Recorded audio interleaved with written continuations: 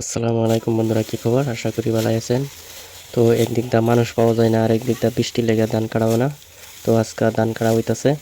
দেখেন কত দূরে ধান কাটতেছে। এনার জুম করে দেখাইতেছি দেখুন। এই যে দেখুন অল্প অল্প দেওয়া যাচ্ছে সাদা।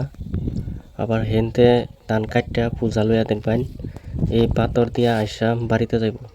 বাড়ি কতটুক দূরে আর ক্ষেত কতটুক দূরে দেখেন।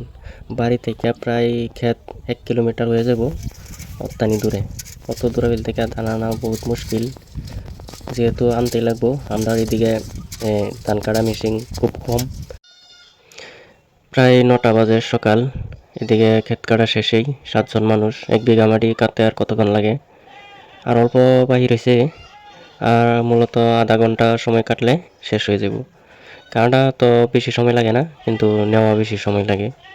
আর আমরা এদিকে মিশিং আয় না, নামা জায়গা মিশিং আয় বলে, মিশিং আইলে গাড়ি পরে, এই জন্যে হাতে কাটা লাগে। আর এদিকে কাটা শেষ, অনা বাইত নেওয়া হইতাছে, মুড়ি বান্ধা আছে।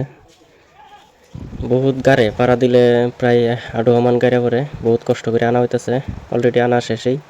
1 বিঘা মাটিত কতটুকু ধান হয়েছে আপনারা দেখেন। এটা হচ্ছে লাশ বালি।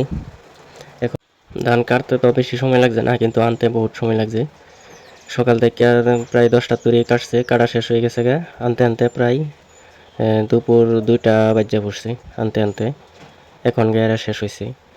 এখন মেশিন আসবে, মেশিন আসার পরে ধানগুলা মারাইতে হবে। কারণ দিন ভালো থাকতে থাকতে মারাইতে হবে, না হইলে কখন বৃষ্টি আসা পড়ে ঠিক জানি না। বৃষ্টি আসা পড়লে তো প্রবলেম হয়ে যাব। এটা হচ্ছে বুড়োর সিজন, এটা লগে লগে মারান লাগবো। আগুনের সিজন হইলে প্রবলেম আছে না, খেতে হুগাইয়া তারপরে আনলেও প্রবলেম হইল না হইলে। আর এটা লগে লগে মারা লাগে। কখন বৃষ্টি আসা পরে ঠিক নাই। বৃষ্টির কারণে 3-4 দিন ধরে ধান কাটা গেছে না, বহুত দিন পরে ধান কাটা হইল। ধান মারানি মেশিন অলরেডি আয় পড়ছে, ধান মারাইতেছে।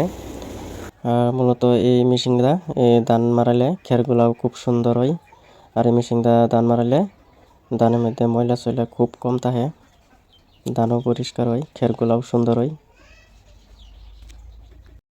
তো ভিডিওটা ভালো লাগলে সবাই লাইক শেয়ার কমেন্ট করবেন।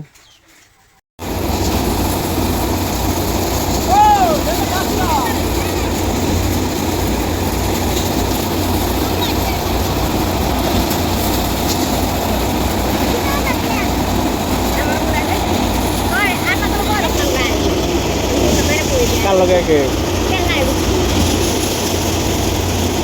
আইছে কার ভাই?